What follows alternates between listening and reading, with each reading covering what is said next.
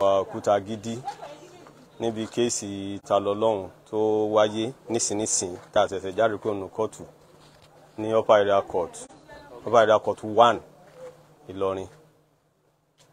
Ntí a fẹ́ bi ní òní ni pé kí ni àbájáde fún ẹjọ́ ti tòní nípa Tani Olohun? Ní ìjọ tá a wá kẹ́yìn fún gbogbo àwa tí Ọlọ́run bá ní ká mọ fọ́lò ìvẹ́ǹtì yìí, kóòtù ní kí kálukọ́ lọ kọ gbogbo ohun tó bá fẹ́ sọ lórí ọ̀rọ̀ bẹ́ẹ̀lì Tani Olohun wá. Wọ́n sì àwọn lọ́yàsì rẹ̀ ti sáàbù wá ní dọ́kúmẹ́ǹtì títí wọn tá à ń pè ní motion fún bẹ́ẹ̀lì rẹ̀. Lọ́yà ti ẹnìkejì Tèdé àwọn náà fún wa, ṣùgbọ́n nígbà tí gbogbo kọmitì ta péjọ láti ṣe àṣàrò lórí ọ̀rọ̀ àgbo àtàbà àánú kóòtù ní last day tá a rí pé bàbá yẹn ń sunkún, ó ti kábàámọ̀, ó ti regret action rẹ̀. Wọ́n ní okay tọ́ whatever it is worth ká tiẹ̀ fún un ní reprieve díẹ̀ ká jẹ́ kó nísinmi díẹ̀ ní títí ẹ̀, àmọ́ èyí tó ń gapá kájọ mọ́ fà á lọ. So kóòtù wa ní ká fáwọn ní ìṣẹ́jú 10 káwọn fi lọ kọ ruling lórí àtakò tí Tani Olohun, àtakò gidi gan àtúnfà àwọn ààyè tó wà nínú pépà tí wọ́n fáìlì àtúnfà ayọ̀. Nítorí pé táwọn lọ́yà wọn ṣe torí pé níbi irú mistake tí wọ́n ṣe níbi ti tàná wọ́n tún ṣe níbi ti tòní, ẹni tí ó ti wà ní prison láti on 17 ní 1 o'clock as at 1 o'clock tí ó bá tẹ̀ tí lọ prison kóòtù lọ wà torí mi wà ní kóòtù, so kò sí ní police station tẹ́ wá sọ pé police station lẹ ti gba information tẹ́ gbà, so irọ́ wà nù rẹ̀. A ní kí kóòtù ó rí nírí pé òpùrọ́ lẹni tó dìpọ́sì sí affidavit rẹ̀ náà. So kóòtù nígbà tí kóòtù padà wọlé lẹ́yìn ìṣẹ́jú 10 wọ́n ní pé nígbà tá àti tako motion fún ẹ̀bẹ̀ fún bẹ́ẹ̀lì ti Tèdé pé àwọn ò filẹ̀ kí èsì pé wọ́n filẹ̀ pé ti parí o, àwọn ò fún ní bẹ́ẹ̀lì temporary freedom pé ọmọ ti lé wá pẹ̀lú àwọn conditions tí kóòtù attach. Wọ́n á ní lórí ti Tani Olohun pé àwọn fẹ́ lọ wo gbogbo àwọn ìwé tó ti wà níwájú káwọn àwíjàre ti tẹ̀gbẹ́ kìíní ẹ̀gbẹ́ kejì káwọn fi mọ ṣé káwọn fún ní bẹ́ẹ̀lì àbí káwọn mọ́ fún ní bẹ́ẹ̀lì. Kóòtù wa ní káwọn padà bọ̀ wá ní 25 tó jẹ́ Monday. Ṣé ẹ̀yin fi tako bẹ́ẹ̀lì àti onídùúró Tani Olohun? À ń gbọ́ pé yóò sá lọ, pé wọ́n fẹ́ kódà pé àwọn kan ti rẹ́dì láti gbé sá lọ kúrò Nàìjíríà gbé traveller tí wọ́n bá sì ti gbé sá lọ kéèsì wọ́n wà frustrated. So àwa sì sọ fún kóòtù pé kò ní di kí wọ́n wulẹ̀ fún bẹ́ẹ̀lì nínú kọ́dà executive car èyí tí ipa tèmi ọ̀ká ni wọ́n fi ń gbé wá láti prison. Àbí tó sọ pé tó yàtọ̀ díẹ̀ lónìí. Ó tún yàtọ̀ òun gan rẹ́rìn-ín gbé so oúnjẹ ọ̀fẹ́ ilé ọ̀fẹ́ ní gbé so kí ni àti rí àmọ́ àdírẹ́sì rẹ̀, so kò síbi tí a lè mọ wá sí gbogbo nǹkan táwa sọ fún kóòtù nù níbi kóòtù wàhálà tá a ṣe ká tó rí imú gangan kì í ṣe kékeré. Wọ́n ní láti lé ọ̀rẹ́ jáde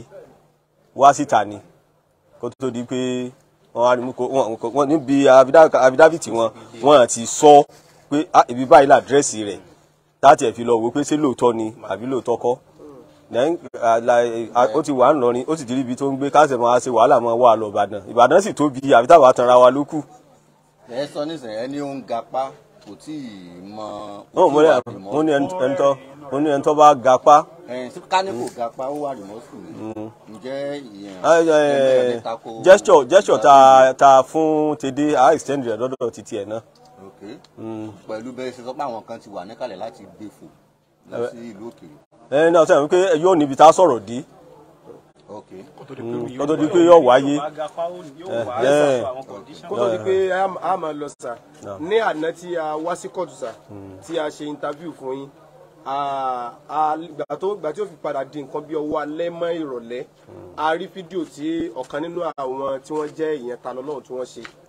wọ́n ó jọ irọ́ lójú tèmi torí pé Ọlọ́run ní kémi náà wà ń bẹ̀ lánàá nínú àwàjọ wà nínú kóòtù lánàá ni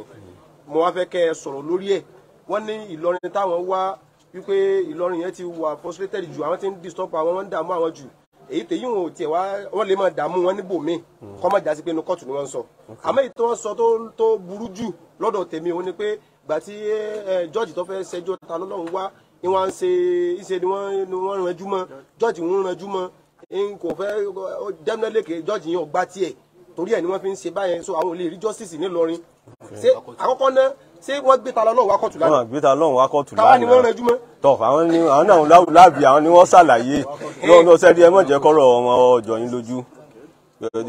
kò sì sí ohun tí a bá ti gbìdì lórí irọ́ yóò wò ó ẹ rí i pé wọ́n parọ́ ń pa pé wọ́n lẹ́kọ̀ọ́ máwọn nǹkan kan náà a sì sọ pé commissioner invite wa mi ò ráyè lọ personally mọ́ sọ́ lánàá mi ò ráyè lọ personally àmọ́ mo rán àwọn members legal team wa kí wọ́n lọ wọ́n sì lọ pé ká pàrọwà sáwọn èèyàn wa because fídíò tá a rí àrókò àwọn òrókò àrí mọ́tò tí wọ́n ní wọ́n fọ́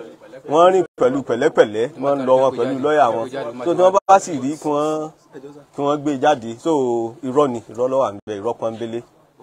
ẹni tí wọ́n gbé wá kóòtù bò ní jọ́ọ̀jì ó sì mọ́ lọ́yà tó sọ kò lè wá lọ́yà tó láwọn ò lè rí justice gbà nílọrin ní Kwara àmọ́ ọkàn tí wá balẹ̀ wípé àwòrán justice gbà ní Kwara kọ́dà tó rí gbà lẹ́kọ̀ọ́ torí 26 látún lọ pàdé wọn lẹ́kọ̀ọ́ inshallah. ọ̀rọ̀ tí lọ́ọ̀yà sọ gẹ́gẹ́ bíi pé iṣẹ́ yẹn náà lẹ́yìn náà ń ṣe sà irú ọ̀rọ̀ tí ẹni yẹn sọ ṣé ọ̀rọ̀ tó dáa tá a lè gbọ́ lẹ́nu ẹni tó jẹ́ lọ́ọ̀yà. náà ni ò jẹ́ kóun náà lè wá náà ni ò jẹ́ kóun náà lè wá iṣẹ́ tá à ń ṣe yìí iṣẹ́ lẹ́kọ̀ọ́ ni and ẹ̀rí pé tí n sì máa bá àwọn èèyàn wá sọ ni pé kálukú ọmọ tí ó sọ gbogbo àtàsí wà nù kóòtù náà gbogbo àwọn èèyàn tí wọ́n wà nù kóòtù ẹ rí i pé àwọn adájọ́ gan sọ pé gbogbo àyè tẹ́ bá mọ báwọn èèyàn sọ̀rọ̀ ẹ máa sọ òdodo tó ṣẹlẹ̀ ṣe mọ̀ pé wọ́n sọ pé ká má sọ̀rọ̀